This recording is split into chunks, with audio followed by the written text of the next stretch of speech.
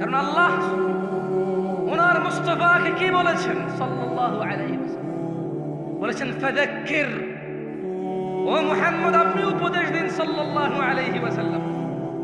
ইন্নামা আনতা মুযাক্কির, আপনি একজন উপদেষ্টা, উপদেশদাতা।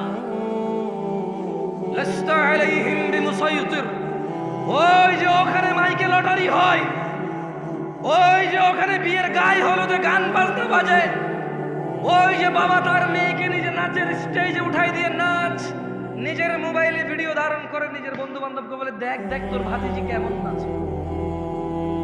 আল্লাহ সুবহানাহু ওয়া তাআলা বলছেন লাস্তা আলাইহিম বিমুসাইতির, আপনি এদের কর্ম নিয়ন্ত্রক নন।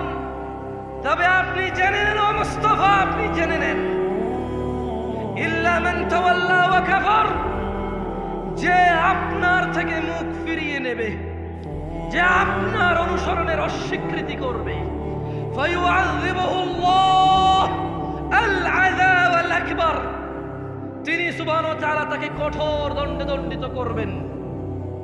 এই হচ্ছে ওনার মর্যাদা। আমরা যদি মুস্তাফার অনুসরণ না করি আলাইহিস সালাম, আল্লাহ নবীর অনুসরণ না করলে, নবীর উপদেশ মেনে না চললে আলাইহিস সালাম আমাদেরকে কঠোর দণ্ডে দণ্ডিত করবেন। তিনি তা কোরআনুল কারীমে সুস্পষ্ট করে তিনি বর্ণনা করেছেন, ওয়ার্নিং করেছেন।